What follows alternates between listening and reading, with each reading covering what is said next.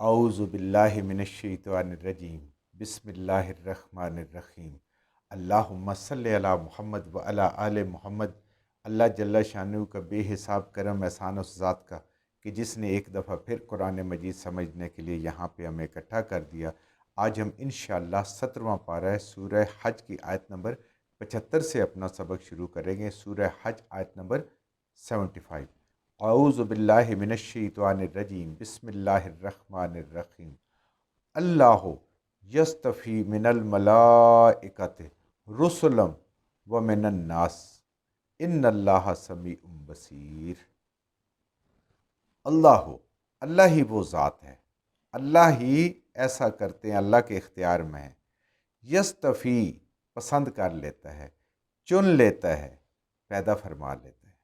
میرا اللہ اس بات پہ اختیار ہے اور میرا اللہ ہی یہ کرتا ہے کہ وہ چن لیتا ہے، پسند کر لیتا ہے، اپنا پسندیدہ بنا لیتا ہے جیسے چاہتا ہے۔ کس میں سے؟ من الملائکتی، فرشتوں میں سے۔ اللہ نے فرشتے پیدا کیے، اس میں میرے رب نے جس فرشتے کو چاہا اس کو جس کام کے لیے مرضی ہے چن لیا۔ اللہ کی ذات کو کوئی پوچھنے والا نہیں ہے، اللہ اپنی مرضی سے کرتے ہیں، اللہ کے اختیار میں کوئی شریک نہیں ہے۔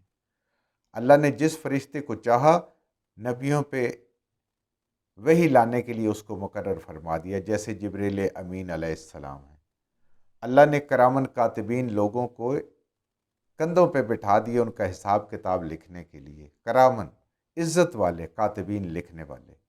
اللہ نے انہی فرشتوں میں سے جن کو چاہا ان کو ذمہ اپنے عرش کی ڈیوٹی لگا دی۔ یہ میرے رب کی مرضی ہے جس کو چنے، فرشتوں میں سے رسولن، پیغام رسانی کے لیے، وَمِنَ النَّاسِ، اور اللہ لوگوں میں سے بھی جن کو چاہتا ہے ان کو چن لیتا ہے۔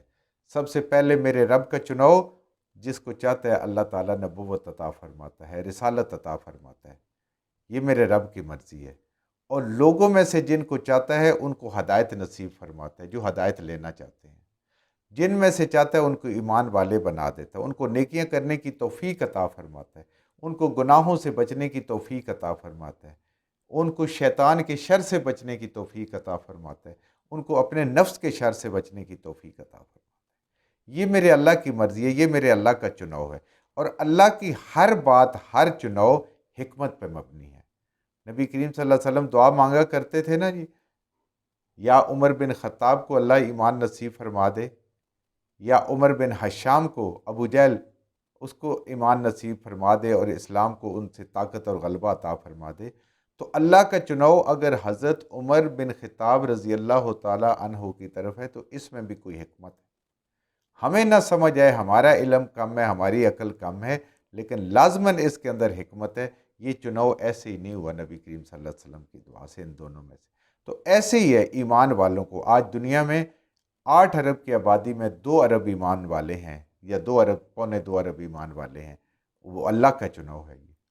اور یہ آج جو ہم قرآن پڑھ رہے ہیں الحمدللہ، جو سیکھ رہے ہیں، جو طالب علم ہیں اس کی، یہ ہمارا چناؤ بھی اللہ کا چناؤ ہے۔ یہ ہمارے اختیار میں نہیں ہے، ہمارے بس میں نہیں ہے۔ اگر انسان کے بس میں ہو تو بہت سارے لوگ آ جائیں، لیکن ایسی ایسی مجبوریاں ان کے آڑے آ جاتی ہیں کہ وہ اس درس میں نہیں آ سکتے، اور کہیں جہاں جہاں قرآن کا کام ہو رہا ہے اس میں نہیں پہنچ سکتے، ان کے پاس بڑے ضروری کام ہوتے ہیں دنیا کے، ایسے الجھے ہوئے ہوتے ہیں۔ اللہ فرماتے ہیں یہ چناؤ لوگوں میں سے بھی اور فرشتوں میں سے بھی یہ میرے اللہ کا ہے، کیونکہ مشرکین اللہ تعالیٰ کو بیٹیاں مانتے تھے، ان فرشتوں کو، اور باقی کئی اور انسانوں کو، حضرت عیسیٰ علیہ السلام، عزیر علیہ السلام، اور اللہ کے اور جو نیک لوگ ہیں ان کو انہوں نے اللہ کا نعوذ باللہ خدائی میں شریک بنایا ہوا تھا۔ ان اللہ سمیع بصیر، اللہ فرماتے ہیں کہ ہم ہی ہیں سب کچھ سننے والے اور سب کچھ دیکھنے والے۔ لوگوں کو اس بات کو یقین کر لینا چاہیے کہ اللہ سمیع اور بصیر ہے، اس کا چناؤ اپنی مرضی سے ہے اور حکمت پر مبنی ہے۔ اللہ کے اس چناؤ میں کوئی شامل نہیں ہے، اور یہ سارے کے سارے اللہ کا پیغام لوگوں تک پہنچانے والے ہیں، رسول بھی اور فرشتے بھی، اور آگے رسول کی امت میں سے جو اللہ کے نیک بندے ہیں جو اس کا علم رکھتے ہیں کتاب اور دین کا، وہ بھی یہ بات آگے پہنچانے والے ہیں۔ یہ سارے کے سارے اللہ تعالیٰ کے پیغام کو لوگوں تک پہنچانے والے ہیں، یہ اللہ کی خدائی میں شریک نہیں ہیں، یہ اللہ کے حکم کے مطابق کام کرتے ہیں۔ جو بھی انسان سمجھتا ہے ان کی حیثیت پیغام رساں سے زیادہ کچھ اور ہے، اللہ کی خدائی میں بھی یہ شامل ہیں، یا ذات اور صفات میں بھی، یا قیامت والے دن یہ زبردستی ہمیں رب سے بخشوا لیں گے، تو یہ عقیدہ جو ہے یہ شیطان کی طرف سے دیا ہوا ہے، یہ دین کی طرف سے اور رحمان کی طرف سے دیا ہوا نہیں۔ یعلم ما بین ایدیہم وما خلفہم، اللہ ہی وہ ذات ہے، یعلم ما بین ایدیہم وما خلفہم، جو آنے والے حالات کو بھی جانتی ہے اور جو گزر چکا ہے وہ بھی جانتی ہے۔ انسان کی تو اتنی حیثیت ہے کہ اسے کہیں کہ 24 گھنٹوں کا اپنا ریکارڈ بتا، وہ نہیں بتا سکتا کہ اس کی آنکھ نے کیا کیا کام کیا، کیا کیا دیکھا ہے، کان نے کیا کیا سنا ہے، زبان نے کیا کیا بولا ہے، کیا اس نے سوچا ہے، کیا کھایا ہے، کیا پہنا ہے، کدھر کیا ہے، کتنے اس نے باتیں کی ہیں، وہ انسان کو نہیں پتہ میں، لیکن میرا رب سب کے جانتا ہے۔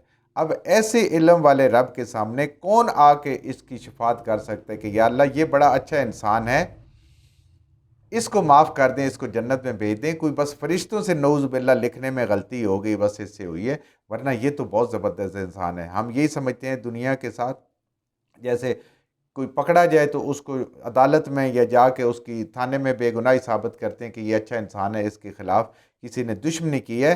وہ رب وہ ذات ہے کہ وہ سب کچھ، ہر کسی کا مستقبل بھی جانتی ہے اور ماضی بھی جانتی ہے، حال تو سامنے ہے، کیونکہ اللہ کی ذات کے لیے کوئی مستقبل نہیں ہے، کوئی ماضی نہیں ہے، سب کچھ حال ہے، سب کچھ میرے رب کے سامنے ہے۔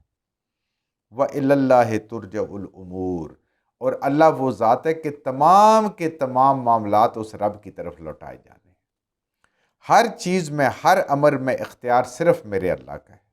ہر چیز میں، ہر بات میں جو آخری فیصلہ ہوگا، جہاں ہمارا اختلاف ہے اور دنیا میں ہم اس اختلاف کو ختم نہیں کر پاتے، نہ ایک بات سمجھتا ہے نہ دوسرا بات سمجھتا ہے، یا سمجھنا چاہتے نہیں ہیں، تو اللہ فرماتے ہیں کہ ان سب کے پاس کوئی اختیار نہیں ہے فیصلہ کرنے کا۔ قیامت والے دن اللہ فیصلہ فرمائیں گے، کیونکہ ہر امر کا آخری فیصلہ، ہر معاملے کا جو آخری اور حتمی فیصلہ ہے، جو عین انصاف کے مطابق ہوگا، وہ میرے رب کر سکتے ہیں۔ کیوں؟ اللہ تعالیٰ سمیع بصیر ہے، ہر چیز کو دیکھ رہا ہے، ہر چیز اس کے خود سامنے ہے۔ پھر اس دن جب اللہ کے حضور پیش ہونا ہے، اگر کسی کو عذر ہوگا تو اس کے اعضاء بھی گواہیں دیں گے، یہ ہم نے قرآن میں پڑھا ہے، اس کی جلد بھی گواہی دے گی، جو اس نے کام کیا، جدھر چل کے گیا، جن ہاتھوں سے کیا، جن آنکھوں سے گناہ کیے، جن کانوں سے کیے، جس زبان سے کیے، یہ سارے کے سارے قیامت والے دن گواہیاں دینے والے ہوں گے، کیونکہ اللہ کو ہر چیز کی خبر ہے۔ وہاں کوئی چیز چھپی رہ نہیں جائے گی انسان کے لیے کہ انسان کہے کہ یہ یہاں پہ کہیں پہ وہ ڈنڈی مار سکتا ہے۔ دنیا میں تو 100 جھوٹ بولے جا سکتے ہیں، 100 گواہ بنائے جا سکتے ہیں، کنبے برادری میں سے جھوٹے گواہ بن جاتے ہیں، لیکن قیامت والے دن جو گواہی ہوگی سچی ہوگی، جو فیصلہ ہوگا عین انصاف اور عدل کے مطابق ہوگا، وہاں پہ کوئی غلط فیصلہ نہیں ہو سکتا۔ کیوں؟ ہم نے پچھلی آیت میں پڑھا ہے، اللہ تعالیٰ کی ذات ہے ان اللہ، یہ شک و شبے سے بالا تر بات ہے، حقیقت یہ ہے کہ اللہ کیا ہے؟ سمیع بصیر، سب کچھ سننے والے ہیں اور سب کچھ خود دیکھنے والے ہیں۔ اللہ کی ذات وہ ذات ہے جو سب کچھ سن رہی ہے اور سب کچھ دیکھ رہی ہے، اور وہ تمام مخلوقات کے حالات کو وہ خود جانتی ہے، اس کو کسی سے پوچھنے کی ضرورت نہیں ہے۔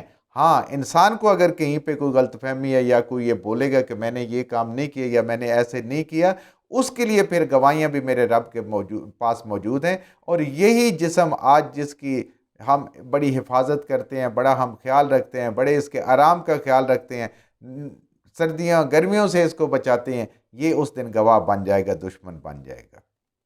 اور جو اللہ کے نیک بندے ہوں گے، وہاں پہ ان کو اللہ تعالیٰ کی طرف سے جو اللہ اپنی رحمت سے دیکھیں گے، ان کی شفاعت نصیب فرمائیں گے اپنی رحمت سے۔